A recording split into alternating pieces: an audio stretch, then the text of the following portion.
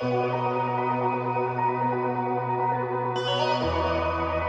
mapagpalang araw po ng Sabado, December 6 na po 2025. Kabayan, meron po tayong pinaka-latest na weather update sa lagay ng ating panahon. But before that, please don't forget po muna to like and subscribe, and then pahit na rin po ng notification bell. Maraming salamat po. Mga kaibigan, mga kababayan ko, ang bagyong Wilma po ay patuloy po na kumikilos. Medyo mabagal ang pagkilos niya dyan po sa parte ng Eastern Visayas. At meron po tayong pag-landfall areas or landfall scenario ngayon dito po sa bagyong Wilma. Aalamin natin lahat ng mga detalye. Nakataas pa rin ang signal number 1 sa malaking bahagi po ng Luzon, Visayas at Mindanao. So ito po, no, sa tinatawag natin na forecast track and intensity ng bagyong Wilma, una pong maglalandfall ngayong araw po ang bagyong Wilma sa area po ng Borongan City, Eastern Samar, 95 kilometers east. Kaya kailangan mag-ingat po yung mga lugar dyan. Ngayong madaling araw po ang kanyang nakikita natin sa forecast na paglandfall niya. Pagdating naman po mamayang hapon, ngayong Sabado din po, ay nasa coastal water naman po ito ng Borongan City, Eastern Samar. Doon din halos ang area niya, pero nakita naman natin mga pag-uulan o malalawak po na mga pag-uulan ang kanyang maidudulot. Pagdating naman po, eto po, take note, no, linggo po ng madaling araw, nasa vicinity naman po ito ng Tabango, Leyte. At maintain pa rin siya sa 45 kilometers per hour na lakas ng hangin at merong pagbugso naman na 45 kilometers per hour. Pagdating po ng linggo ng hapon, nasa vicinity pa rin naman po ito, nasa vicinity po ito ng Lambunaw, Iloilo. Lahat po ng mga area ng mga dadaanan niya, maintain siya sa pagiging tropical depression. So ngayon, tanong ng mga kababayan natin, kailan ba ito lalabas ng ating Philippine Area of Responsibility?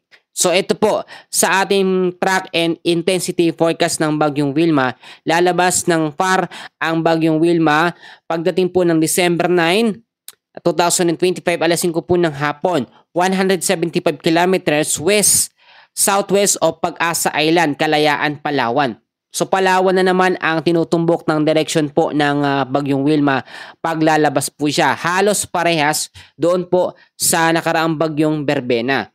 So ito po, habang dinataanan po, no, or habang tinatahak po ng bagyong Wilma ang Eastern Visayas, bahagya naman siya bumababa, no, dito po sa may bandang eastern po ng Mindanao dahil sa high pressure ng hangin na tumutulak po sa kanya.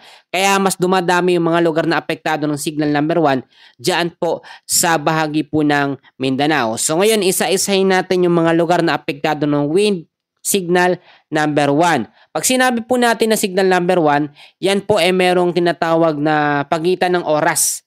No, 36 hours ang pagitan ng oras niya bago yan talaga maranasan ng matindi. No? O yung sabihin natin maranasan talaga ang signal number 1.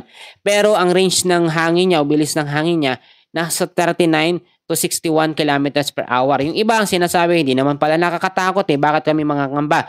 So hindi ko naman sinasabi na dapat tayong mangamba, pero kaya ang sinasabi ko maging handa at maging alerto. Ito po, isa-isahin natin yung mga lugar. Sa Luzon, ang signal number 1 ay nakataas pa rin po sa southern portion po ng Sorsogon. So sa Visayas naman, medyo madaming mga lugar, isa-isahin po natin. Signal number 1, nakataas pa rin. So Northern Samar, Eastern Samar, Samar, Biliran, Leyte, Southern Leyte, Cebu, kasama Bantayan at Camotes Islands, Bohol, Northern and Central portion po ng Negros Occidental. Bukod dyan, mga kaibigan, kasama din ang Siquijor, Northern and Central portion po ng Negros Oriental, at kasama rin ang Guimaras, Northern and Central portion po ng Iloilo. Kasama rin dyan mga kaibigan ko ang Capiz, Eastern portion po ng Aklan.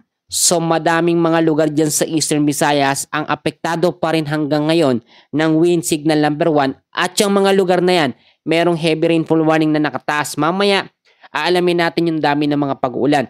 Dahil nga po itinutulak ng high pressure o malakas na hangin pababa ng konti ang bagyong Wilma, ay apektado ang area ng Mindanao. Signal number 1 din po dyan. Dyan po sa Surigao del Norte, including Siargao and Bukas Grande Islands. Kasama rin sa signal number 1 ang Dinagat Islands, northern portion po ng Surigao del Sur. So mga kaibigan ko, bukod dyan sa Surigao del Sur, northern portion po ng Agusan del Norte, ay kasama rin po sa wind signal number 1.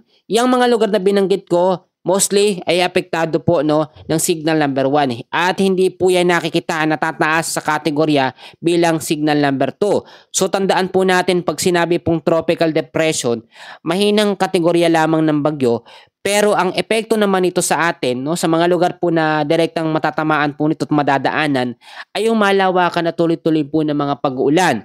So hindi man malakas ang hangin, pero tuloy-tuloy naman ang mga pag-ulan. Ngayon, aalamin natin yung mga areas naman na mayroong mga heavy rainfall warning na nakataas. So makinig po tayong mabuti.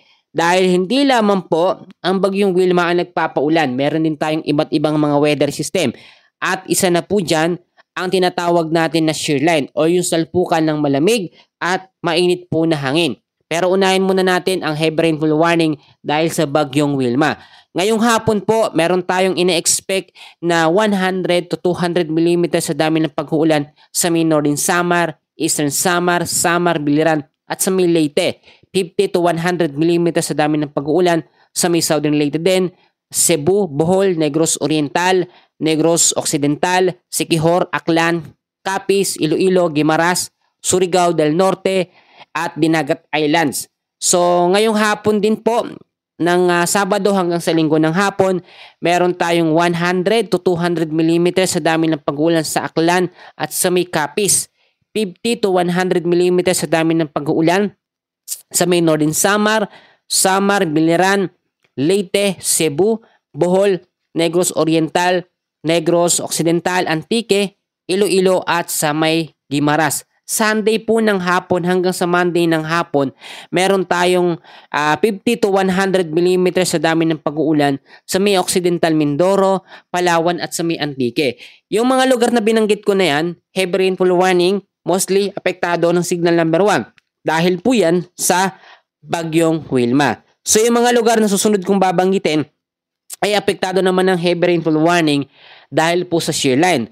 Nilinaw ko na ang shear line ay dahil po sa epekto ng malamig at mainit na hangin. So dahil po sa shear line mga kababayan, meron po tayong 100 to 200 mm sa dami ng pag-ulan ngayong hapon po sa Camarines Sur, Catanduanes, Albay, Sorsogon at Masbate.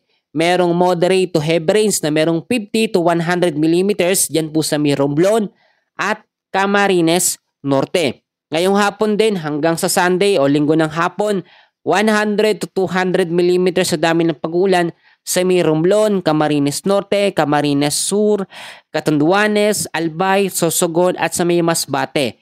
50 to 100 mm sa dami ng pag-uulan sa Quezon, Oriental Mindoro at sa Marinduque. Sunday po ng hapon hanggang sa Monday ng hapon, December 8, 50 to 100 mm sa dami ng pag-ulan sa Cagayan, Isabela, Aurora, Quezon, Laguna, Batangas, Oriental Mindoro, Marinduque, Romblon at Camarines Norte.